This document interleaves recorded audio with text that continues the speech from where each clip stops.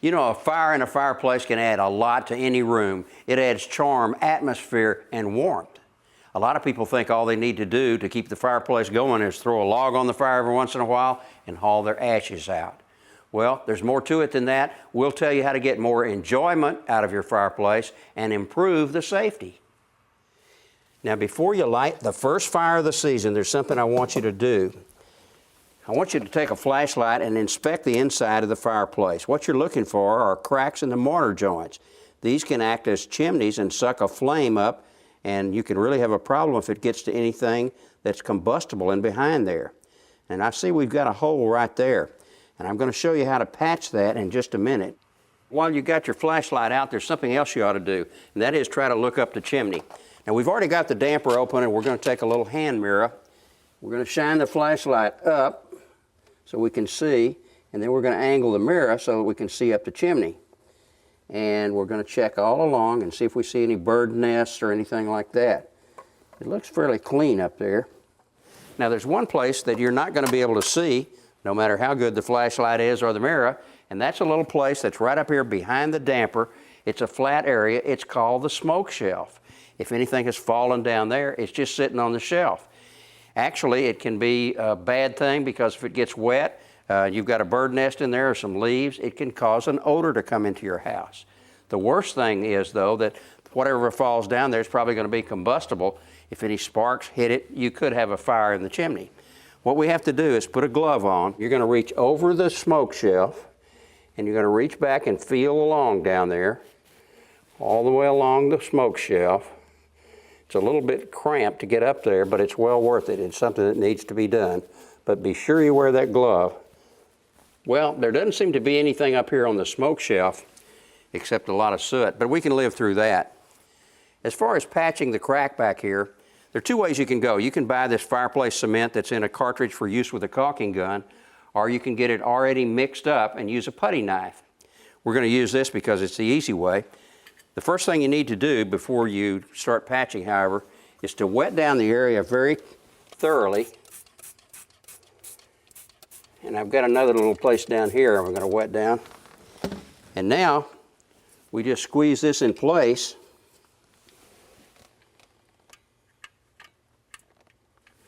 And I'll get this place down here. Now, one thing I like about this particular patch is the fact that it's black. The stuff that we used last year to do all this patching here was gray, and it never has smoked over, and it sort of sticks out like a sore thumb. Now, we've been talking about a masonry fireplace. Probably the most popular fireplaces these days are the prefabs, and we just happen to have one upstairs. Let's go take a look. Now, this is a prefab unit that we installed several years ago, and I really like it because it has a lot of efficiency. It really gives you a lot of warmth. You do have to be concerned about any cracks, though. And if you have a crack in one of these pieces, they're all solid pieces, it's probably not going to be practical to try to repair it because it won't look that good. But you can get replacement parts, and they are a do-it-yourself project. This is one of the side pieces. This is a back piece here. And if you'll save the owner's manual, it'll have all these parts numbered so you can order exactly the one you need, just like you order appliance parts. We do have some concern about the safety of the unit, and it involves the flue outside, so let's go up on the roof. From up here on the roof, you can see both chimneys, the one for the prefab and the masonry type. And you'll notice they both have caps on them. That's very important. First of all, the cap prevents a spark from flying out. It also will prevent rain from coming in. It prevents varmints from getting in there. And sometimes it prevents having a downdraft that can cause you to have a smoked up room. Now, there are lots of different sizes and types of chimney caps, and if you don't want to buy one right now, at least put a spark arrestor over the top. This is hardware cloth, and it will at least prevent that problem. I want to show you a little bit about this cap right here. As you can see, it's got this mesh all the way around there, and also it's closed down at the bottom down here, and that's very good. The reason being that it doesn't allow any varmints to get inside here. If they get in there, like birds, if they build a nest or squirrels build nests, you've got a fire hazard in there. We've talked a little bit about cleaning the chimney, and actually it can be a do-it-yourself project. You can buy a tool like this. It's flexible. It can be added onto with extension handles. However, let me tell you a couple of things on the downside about doing it yourself. First of all, it's a dirty job. Secondly, you got to get up on the roof. And third, sometimes when you're working that brush up and down in a chimney like this from our prefab, you can break one of those sections apart, and then you have a fire hazard that you may not know about until your house burns down. Well, now that you got your fireplace ready for the season, I'm going to show you a couple of neat tricks.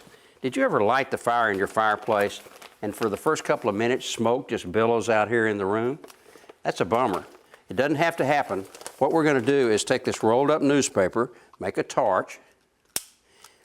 We're going to hold this torch when it gets lit good up here, so it's going to be right up by the damper.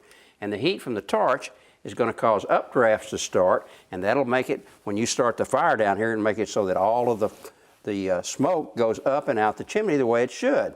You also want to be sure you have a bucket handy to put the torch out. We don't want to cause a fire. One thing you have to remember to do is always open the damper. Now, if you don't remember to do that, there's going to be a reminder out here because I caused all of this smoke damage right up here, and I'm going to show you how to take care of it. I've got a magic formula. It involves water and some stuff called TSP. That's not a brand name. That stands for trisodium phosphate. You can get that any place where paint products are sold.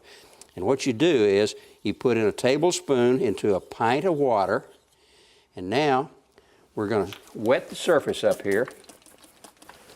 We're going to then put on our rubber glove because it's a good strong cleaner. You want to make sure that you don't want to injure yourself in any way. And we're going to take a brush and we're going to go to work. As you can see, it really is almost like magic. It's not going to hurt brick or stone. It's just going to remove this stuff. After you've got it all done, you might want to go over it with a damp cloth and remove any residue that might be left. Well, now you're all set to safely enjoy your fireplace for another season. If you have questions about this, why don't you contact us on the internet? It's michaelholligan.com.